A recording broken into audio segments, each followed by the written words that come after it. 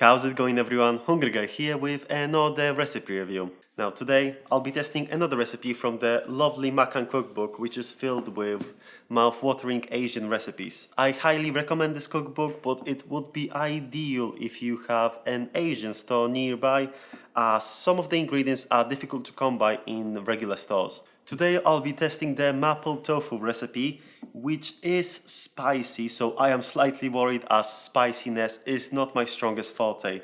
However, luckily, Elizabeth writes that some of the spicy ingredients can be added after the recipe is finished, so I'll be making two portions, one with the spicy ingredients and one without, and I'll see how much of the spiciness is actually in the dish. There are two ingredients in this recipe that I have never cooked with, and I am excited to try them. One of them is the Gochujang hot chili paste, which I hope I pronounced correctly. Now, I hope it's not too spicy. And the second one is tofu. I actually ate tofu only once in my life years ago, so I can't remember how it tastes, but I'm really excited to actually use it in a dish. Alright, let's get into it and see if you should try this recipe at home. First things first, the ingredients. There is a lot, but Asian cuisine uses a lot of spices and aromatics, which is what makes it so delicious. You can find the full list in the description. All of them were readily available except for the gochujang paste, which is delicious, by the way. I managed to find it in Marks and Spencer's, but if you are running out of luck, you can order it online. I grabbed the firm tofu as Elizabeth wrote that either firm or soft is fine. The tofu was actually really firm and I always expected it to crumble when you touch it, but it was holding its shape well. Make sure you ask your friends and family if they have some of the ingredients you need to avoid buying full jars for a single dish. I also halved the amounts as there is only me and my fiancé, so feel free to scale this up as much as you need. The fun thing about many Asian dishes is that you prepare the ingredients before you start the cooking and then cook them rapidly. That is also the case with this one. So to begin the prep, I started with mincing a clove of garlic, thinly slicing 3 spring onions, separating out the whites and the greens. The greens are for garnish later. I finely diced a small piece of ginger. You will need around a teaspoon of it. And I cut 250 grams of tofu into 2.5 centimeter chunks. Next, I started measuring out the spices and sauces. A teaspoon of black bean sauce. Mine also had garlic in it, which I am uncertain if this makes it a completely different sauce, but black bean and sauce are in the name, so it should be fine. If not, please let me know in the comments. Half a teaspoon of this delicious gochujang paste, half a teaspoon of chili flakes, a teaspoon of ground Sichuan peppercorns, which I forgot to ground, so make sure you ground yours, half a tablespoon of rice wine, half a teaspoon of soy sauce, quarter teaspoon of caster sugar, quarter teaspoon of sea salt, and lastly, for the thickening slurry, 3/4 of a teaspoon of corn flour mixed with half a tablespoon of water. Oh yeah, and 120 milliliters of water, where you pour too much in initially and then pour too much out. And then you finally get the correct amount. That took a while, but now it's cooking time. Preparing things out beforehand is essential as things are happening fast and you won't have time to step away. With cooking, the difficulties began. You have to heat up the oil in the wok. I don't have one, so I'm just using a stainless steel pan. And Elizabeth didn't specify any temperatures, so I heated mine up to medium-high and added the garlic, ginger, black bean sauce, and the spring onion whites. And I burned them in 30 seconds. MasterChef, here I come. They are supposed to be frying for up to 3 minutes or until fragrant, so I definitely had things too hot. I made a grown-up decision and started from scratch. Luckily, it didn't cost me too much. This time, I heated the pan only up to medium heat and fried the garlic, ginger, bean sauce and spring onion whites for a minute and they were looking fine. Next, you should add the gochujang and fry it for a minute, but I'll be adding it once I take out the non-spicy portion out. Next, you should add the Sichuan peppercorns and chili flakes. In mine, I just added the peppercorns and chilies will be added later with gochujang. Fried them for a minute and added 225 grams of minced pork. Cooked it until it changed color Elizabeth doesn't mention any browning, so I assumed it was done once it went from raw to white. Now you have to add the rice wine, salt, sugar, soy sauce and water. Mix it up and add the tofu.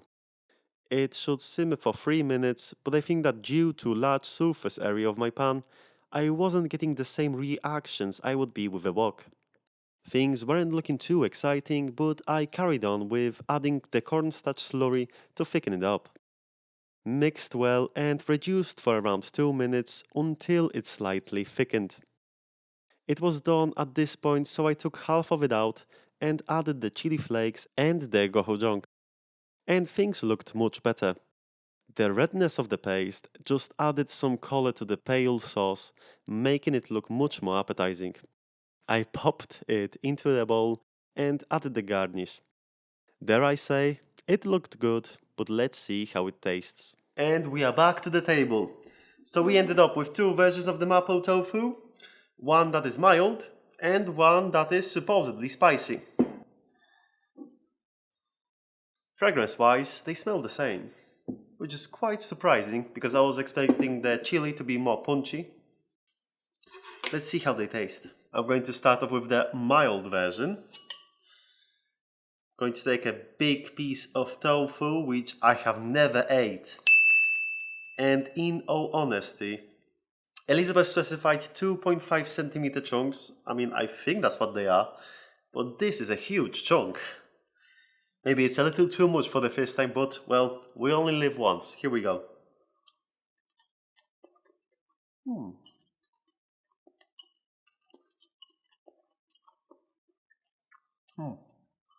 Not a fan of the tofu. It's very soft, and I got the firm kind. And I would definitely cut them into smaller chunks. Let's give it another bite. I'll take a smaller piece of tofu now. So yeah, definitely in terms of flavor, you get the pork coming through as well as the Sichuan peppercorns and not a lot of anything else. The ginger and the garlic are lost in this. And also the smaller pieces of tofu are much better because tofu doesn't really have any taste to it, so it's just a mouth filler, so to say. Let's go to the spicy version. Now this one is redder in the appearance, which is due to the gochujang paste and looks more appetizing. Ooh, spicy. Ooh. It is spicy, but not too spicy. And it's much more vibrant due to the heat. In terms of flavors, you still get that Sichuan peppercorn, but you also get some acidity and chili notes from the gochujang paste. And I think the spicy version is just more balanced. So if you want to make it, it's up to you and your tolerance to heat, but I would definitely recommend the spicy version as it's not that spicy and you should be able to tolerate it. I'm very on the fence about the tofu. It just doesn't have any taste and it's just like a sponge in your mouth. Maybe marinating the tofu would give it some flavor, but Elizabeth didn't specify anything and she just threw it as is. Overall, it's an interesting dish, but totally not what I expected. I was expecting much more punchiness, much more flavors, but this comes out as more of a bland dish rather than flavorsome. And the tofu is very lackluster and has no flavor and feels like a sponge in your mouth rather than something you would enjoy eating. Now overall, this is a 2 out of 5 for me. I guess this comes to personal preference, whether you like tofu or not. I guess after today I'm going to say I'm not a fan of tofu. Now I am eating this without rice, and with rice maybe it would be better, but by itself it's lackluster. So if you do have the Makan CookBook, don't rush to making the Ma-Po Tofu recipe. Other recipes will be much better. I hope you enjoyed this video. Thank you very much for watching and I'll see you next time.